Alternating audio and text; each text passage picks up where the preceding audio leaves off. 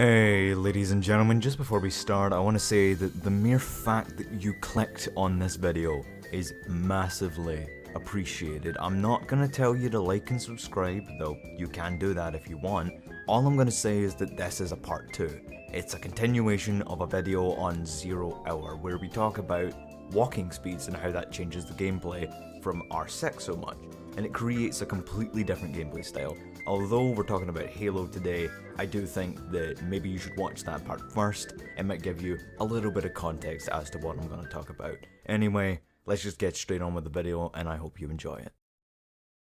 Halo. A game series so pivotal in the invention of multiplayer gaming that if it did not exist, we wouldn't have a gaming landscape anywhere like what we have now. A game so ahead of its time in controls, multiplayer experience, music, world design, story, okay maybe not that one, that it is still a classic and one of the most influential games to this day. Halo 2. While being a rushed mess, it revolutionized the gameplay of its predecessor and became a worldwide sensation, being the best-selling first-generation Xbox game of all time. Halo 3, with a lighting engine that makes this 13-year-old... Wait, Halo 3's 13... Halo 3's 13 years old? Are you kidding me? That makes this 13-year-old game look breathtaking by 2020 standards. And Halo 4 exists, and that's all of them. There haven't been any other Halo games. No, that's all of them. There hasn't been another one classified as a Halo game. There was Halo Wars, and there was Halo Wars 2. But there no Halo games have just sort of came out and it's going to shoot. Yeah, I guess we should probably address the elephant in the room.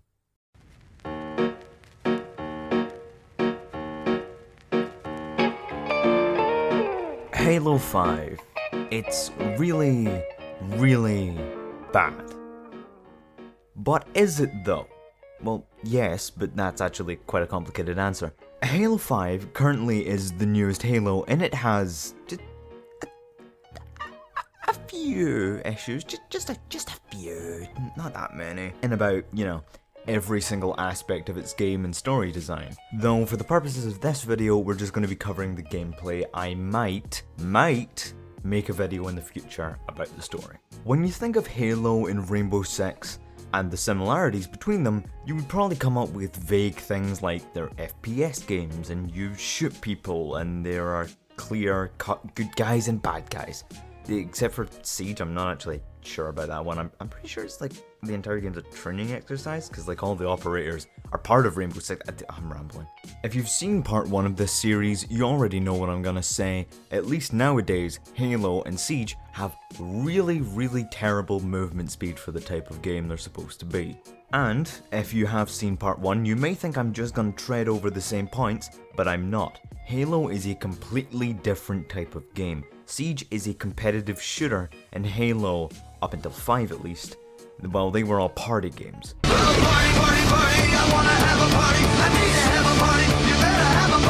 A party game, very simply, is a game that you play with others. Halo, very simply, is a game that you play with others. Halo was never competitive. Well, scratch that. Halo was never designed to be competitive. It was designed to be a perfectly balanced game with some sandbox fun. The difference between Halo and Siege or COD or Titanfall or whatever game you want to talk about is that they are competitive and Halo is a fun, balanced experience. In Call of Duty, if you want to blow people up with a rocket launcher, you can just select it from a loadout menu and rain havoc. However, if you want a rocket launcher in Halo, you spawn with the same gun as everyone else on the opposite end of a map that is the exact same on each side, with the weapon equal distances away from each other's spawn, giving everyone an equal chance to get the weapon, and if someone does get it before you, you can just kill them and take it off their corpse. Unlike all these other games, there's a level of fairness. People can't just start with the best gun and the best attachments and the best perks and dominate the server. Everyone has the same stuff and they have to work with that. If they have a rocket launcher or a Spartan laser or the energy sword, it isn't because they picked a loadout. well, maybe excluding Halo 4, but we're only really talking about Combat Evolved to Reach anyway. It's because they fought for the right to have that weapon, and as long as they have it, that makes them a high priority target for everyone else in the server.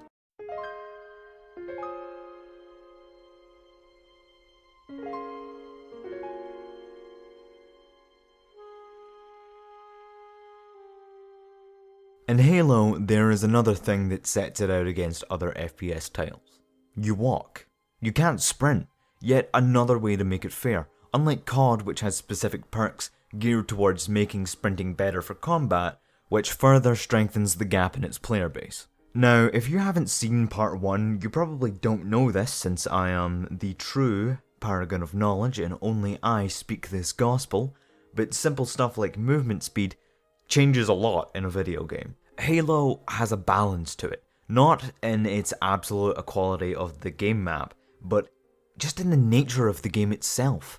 The movement speed is so deeply rooted into every facet of gameplay that when it changed, when sprinting was added, it completely destroyed the base that Halo was founded on. The entire core of the gameplay shattered. But I'm getting ahead of myself. Before we talk about my ruined childhood, let's talk about how not sprinting worked in Combat Evolved to Reach. Maybe not Reach, I'm not entirely sure how I want to frame that. With only one slow movement type, the weapons could function differently. Back in my day, Halo guns were in one of two categories. Human weapons, which other than the battle rifle and sniper rifle, were extremely inaccurate. And by that I mean the assault rifle, because no one really used any other gun, except for the SMG, which was also very inaccurate. And the alien weapons were slow-moving projectiles like the Needler or plasma pistol. This was fine because you moved slow enough that people would be able to hit you, but if you were running through an open area like Blood Gulch, they wouldn't hit you unless they had a battle rifle or a sniper rifle, which, as we said earlier, are pickups. With this slow walking speed, it also allowed maps to be smaller for easier traversal. Though you may be wondering, if maps are smaller, then what about Blood Gulch? You know, the most famous Halo map ever, which is, you know, massive?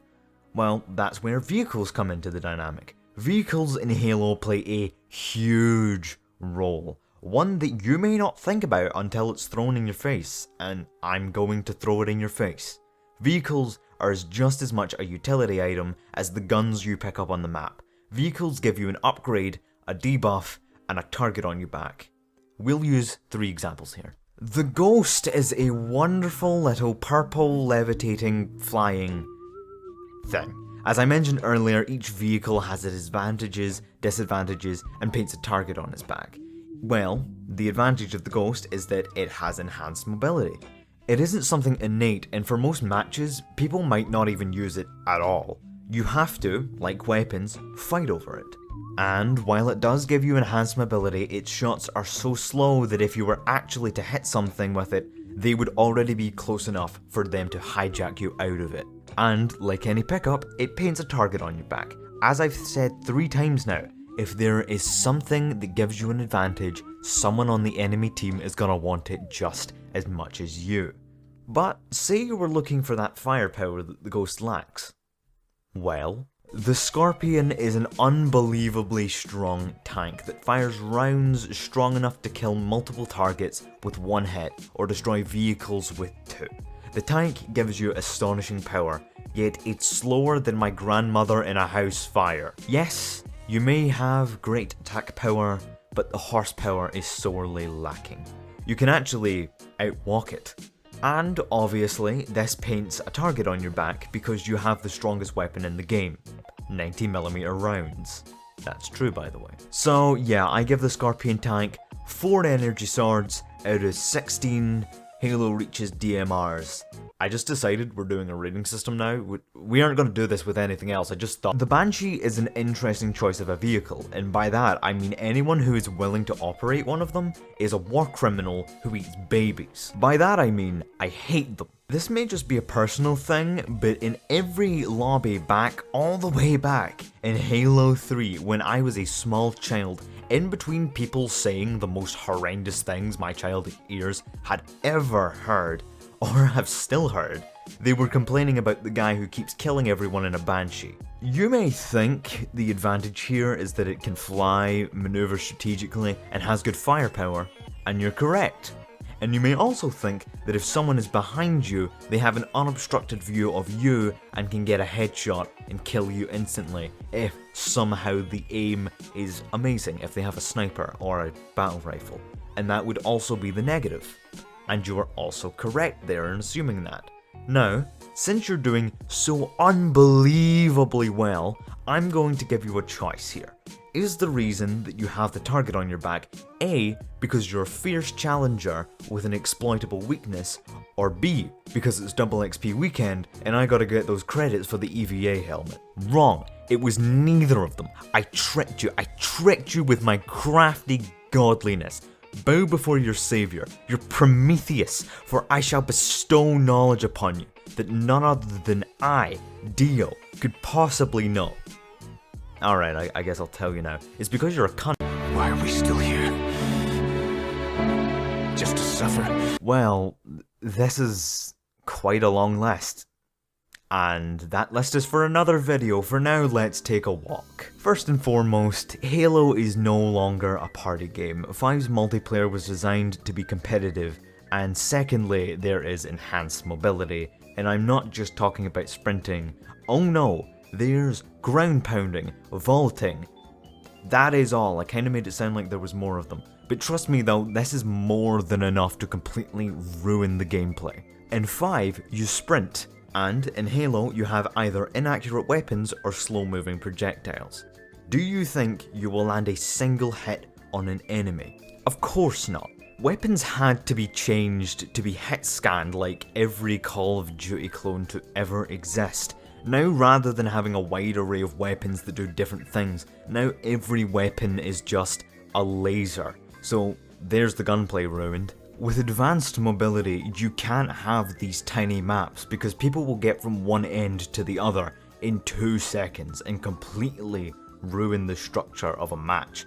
Instead, the small, close quarters, tightly designed maps we all know and love are gone and replaced with big, barren, open landscapes. And now that all guns are hit scanned, you can't even run through the map without getting killed.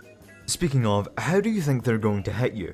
By going down sights. That's a new thing to Halo now as well, ADS. It wasn't in the old Halo games except for sniper rifles, and it just sort of added to the feeling of the party game, and now that's also gone. I didn't really have a point there, I just kind of felt like bringing that up. Not to mention, this completely ruins vehicles. Why use a Ghost when you can outrun it? Why use the Scorpion when your gun is reliable enough to make the slow mobility too much of a downside? Why use the Banshee when everyone's accuracy is high enough that they can reliably kill you with just about any weapon? Hell, why use any Covenant weapons? This is a card game now and TTK is the most important thing. And the Forerunner and Human guns have a lower time to kill than any of those. Actually, you know what? Forerunner guns in general have lower TTKs, excluding the battle rifle, so just Forerunner guns. Actually, you know what? The light rifle has the shortest TTK in the game, as far as I'm aware. Why don't you just use that? There's zero point in using any other gun. Do you see the issue?